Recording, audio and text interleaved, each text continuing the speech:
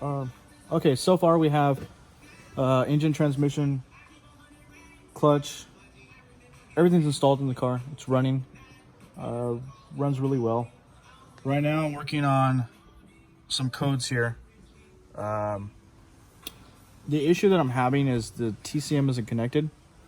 So the BCM, the body control module, is airing out. Since it can't get signal on, say, the transmission position, shift position, it throws a code which puts it into a fail-safe mode.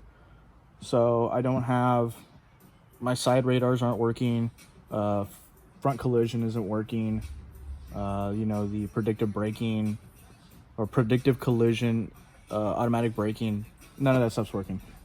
Let me show you some of the codes here.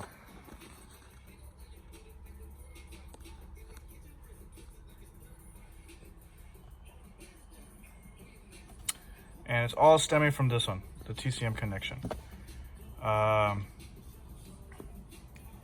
It looks like the only solution, permanent solution for this problem, is to put the TCM back in the car. That will give me most of her functionality back from the tech package that this car has. If you don't have tech package, it probably wouldn't affect anything, honestly. Everything would probably work just fine. But I don't really know if I need it. I used to, when I was driving long distances, I would put the the intelligent cruise control on and the lane control, and it was very enjoyable to drive. But now this is more of just take it out on the weekend, take it on the highway, do some pulls, bring it back. It's not a daily driver anymore. It could be if we fix all these little things. Other than that, let me show you here. The weird thing is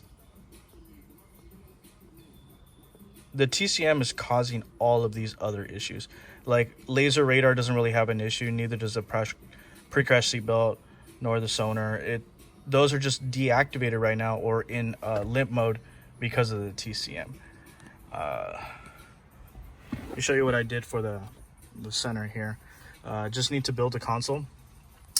You'll notice that the shifter sits really, really low, extremely low. Probably could put an adapter right here, a threaded adapter, have the shifter a little bit higher, and then glass this right here, maybe carbon fiber, make it look kind of cool. Put my switches back in.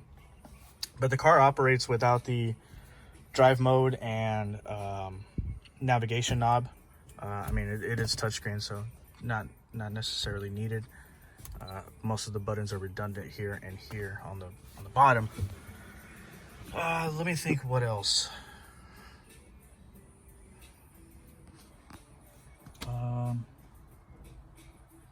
It's noisy. I got those poly mounts for the transmission and for the engine, and you can feel it in the car, race car, definitely, you can feel it.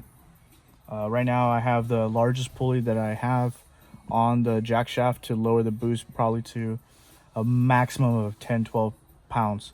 Reason being is it's not tuned yet. It's on a base tune. I don't want to blow up the new motor. I've done a couple of pulls, just to see if AFR is holding, and it is. It's great. Feels awesome. It's a little laggy in the bottom end, but overall, I would have to say that the 6 manual is snappier than the 7.8T. It just feels more responsive. The car feels lighter. When you're accelerating, it doesn't feel as bogged down as it did with the automatic transmission. I don't know if it's the weight savings or if it's the gearing. I was told that the gears are going to be really, really long, and first gear was going to go up to like 50 miles an hour.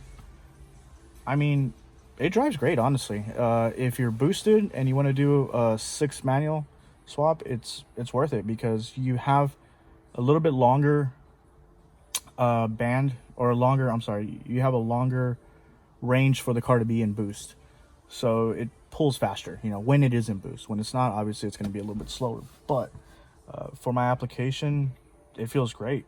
City driving is a little sluggish because it's such a large blower, but overall, I mean, it's super fun to drive. I was just 0 to 60 I did a couple of highway trips. Maybe put about 100 miles in the car so far in the past couple of days. Really enjoying it. I just want to fix, you know, small things like getting the transmission sensor for the reverse sensor installed, so that way I can use the backup camera. And that's about it, you know. If I can get backup camera working, you know, I'll definitely be happy. And leaving it as it is, I mean, really no big deal to me.